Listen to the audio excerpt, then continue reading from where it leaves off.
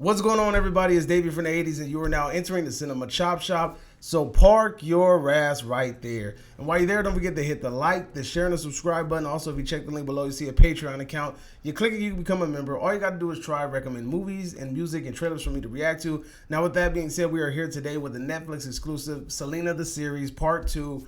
Yes, I finally got around to it. Me and my wife literally just finished it right now. Shout outs to her from grinding it through with me and watching it. She's the real MVP. Well, anyway, so let's get into the show. This was a very hard season or part 2 to watch because we all knew the end result. We all knew what was going to happen at the end. If you're familiar with Selena's life, you knew that her life was tragically taken away from her from Yolanda. So let's rewind a little bit and kind of go into what happens on earlier in the season. So this whole season focused mostly on Selena's rise to fame. This was her basically becoming the superstar, becoming the Latin American superstar, becoming the possible American superstar. You know, this was her learning how to trying to get her crossover on, right? Like she was going left, right, fake with it, you know?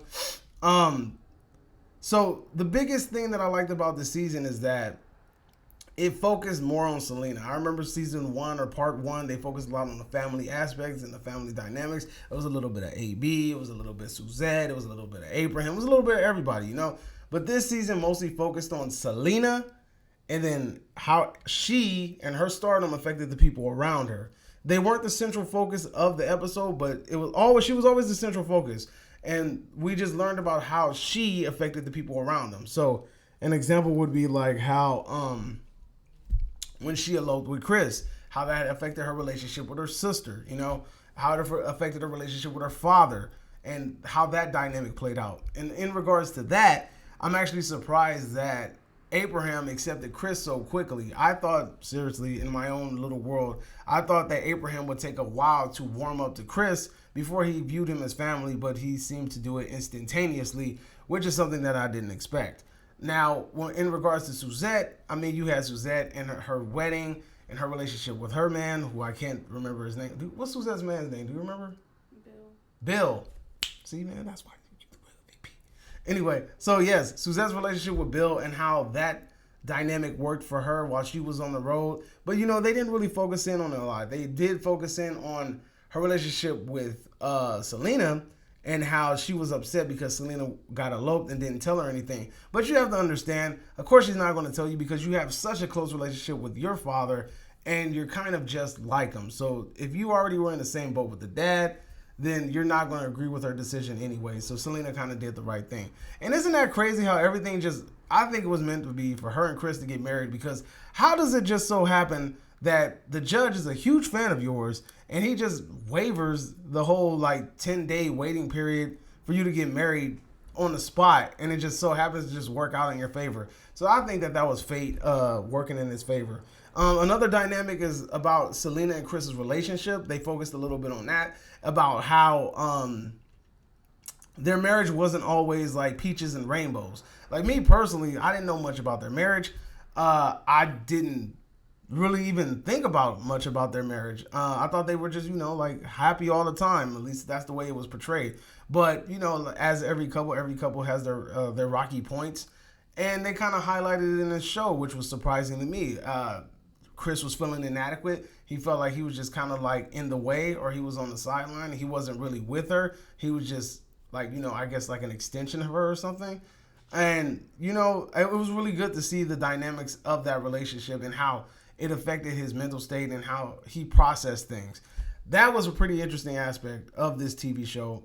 I was glad that they actually went and observed that. Also, they showed Abraham and how he built up his empire, his recording studio, and how he became like his own boss.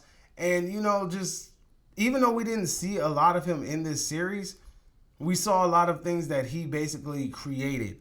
He created the record label from literally nothing, like a recording studio from nothing. He took that old barn that they used to live in, and he turned that into something, his basic dream, you know. This was basically a trophy built on top of the grounds where I was once living in a shed, or I was once supposed to live in a shed, you know. So it's kind of like a from the roots story, you know. And AB, how he basically was really, really hell bent on and he started to become more comfortable with becoming a producer and knowing his talents. He always seemed kind of self-conscious. Like he knew that he was a good producer. He has the capability to do it, but he always has so much weight on his shoulder, and you could tell that it always stressed him out. But then later on in the season, you start to see that he gets a little bit more relaxed and he understands his role and he knows what he's capable of.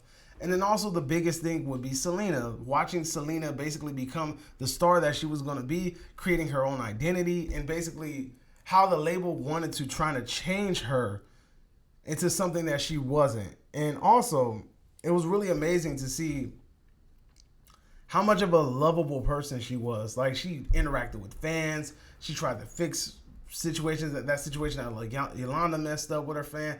You know, it was different things that she just did and showed how great of a person she was. She had random ass people come into her house. Like, freaking Chris thought they were her cousins.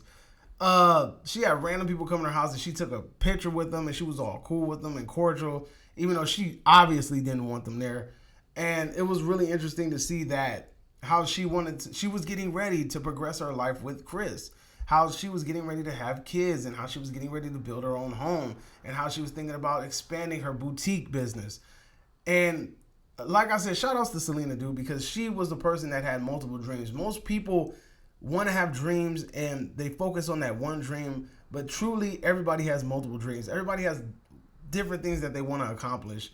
Selena was actually trying to dibble and dabble in every single dream that she had and accomplish it at such a young age. And like I said, it's so crazy to look back at this and just realize that she passed away at 23. She has so much life to live, and it was all taken away from her from some fat ass blubber butt. You know what I'm saying? So it's really hard to kind of like go through this TV show and watch it. And then the actress that played Yolanda in the TV show actually looked like her in real life.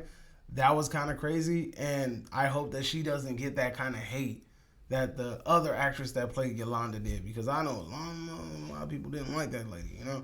So, yeah, I mean, I personally probably would have liked a little bit more about how the family pulled it together after Selena's passing. But I understand that that's a touchy subject, and if the family is behind the production of this series, I can completely understand why they wouldn't want to do that. I'm pretty sure that is a wound that still hurts till this day, because that is your youngest child. That is somebody that you built from the ground up. And like I said, it was taken away from you so unfairly, right? And just thinking about it, like how when Selena was shot, it just so happened to hit like a main artery, and if it was just a little bit up or a little bit down, that would have changed the whole outcome, that she would have been able to recover from it. And just because she was just hitting this one spot, she bled out internally and she lost her life. And this woman took her life from her literally over money, you know? And shout outs to Abraham, man, for being the great father that he is, making sure that nobody messed over his daughter. And even when his daughter told him, I will handle it, he still was that dad and went and handled that business. When he went and got that file cabinet and was like, I'll be damned, we're going to figure this out today. This woman ain't going to sit here and screw you over as many times. But, you know, like I said, the show was really hard to watch. Do I think that this show is better than the Selena movie? No, by no means. I think the Selena movie is like top 10 in musical biopics. You know, I don't think the show is that good.